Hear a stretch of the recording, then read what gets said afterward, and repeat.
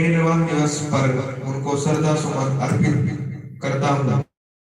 उनके द्वारा दिखाए गए मार्ग पर चलकर जाति विहीन बौद्ध समाज की पृथक पहचान की लड़ाई आजीवन लड़ने की प्रतिज्ञा करता हूँ। मुझे मृत्यु से कोई बचा नहीं सकता। बाबा साहेब डॉक्टर आम्बेडकर ने प्राय हिंदू शास्त्रों और भगवत गीता की आलोचना की।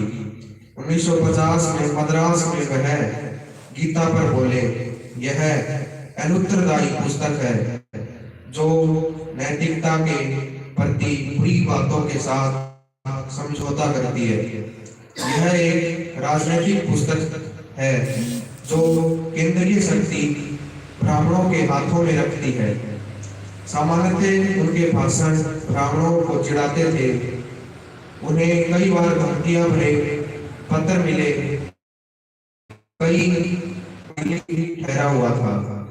मैंने पाया कि हजारों पत्र एक कोने में बिना देखे पड़े हैं। बाबा साहेब डॉक्टर आम्बेडकर सवेरे मंत्रिमंडल बैठक में जाने वाले थे। मैंने उन्हें पत्रों के बारे में बताया। उन्होंने कहा, यदि समय पर मौत आएगी तब कोई भी उन्हें बचा नहीं पाएगा। जब तक उनका छूतों को मुक्त करने का काम समाप्त नहीं हो जाता वे मरेंगे नहीं। उन्होंने मुझसे कहा, इन धमकियों की चिंता मत करो, संसार में कोई भी स्थायी अजर अमर नहीं है। बुद्ध ने कहा है कि प्रत्येक वस्तु अनित्य है। बुद्ध ने कहा, प्रत्येक व्यक्ति को आज नहीं तो कल मरना ही है।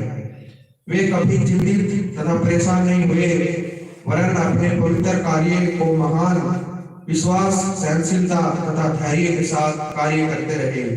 संदर्भ बाबा साहेब डॉक्टर आम्बेडकर, कुछ स्मृतियां, कुछ अनुभव प्रश्न।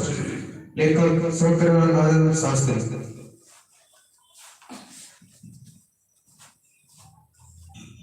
शंकरानंद शास्त्री को भी हमारी तरफ से हृदय से नमन।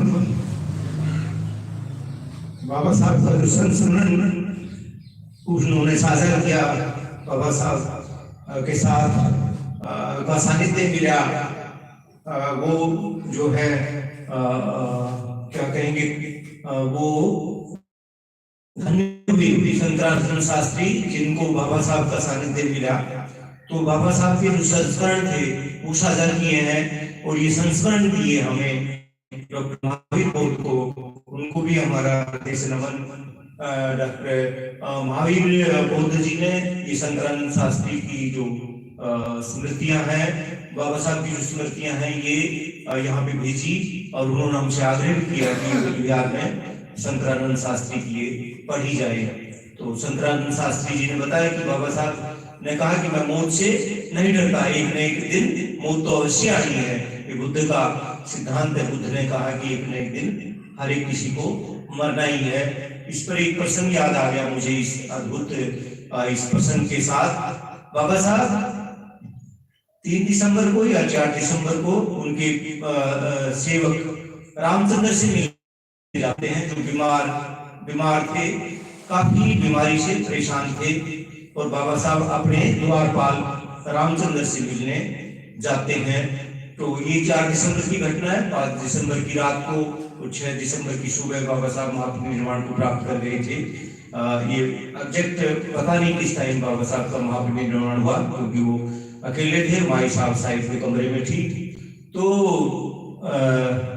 रामचंद्र रोने लगे। बाबा साहब जैसे ही वहां पहुंचे तो बाबा साहब फूट फूट के बच्चों की तरह रोने लगे। कहता है मेरे जाने के बाद मेरी पत्नी का क्या होगा।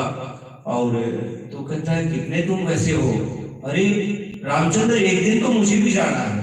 ये बाबा साहब 4 दिसंबर को बोल रहे हैं कि एक दिन तो मुझे भी जाना है।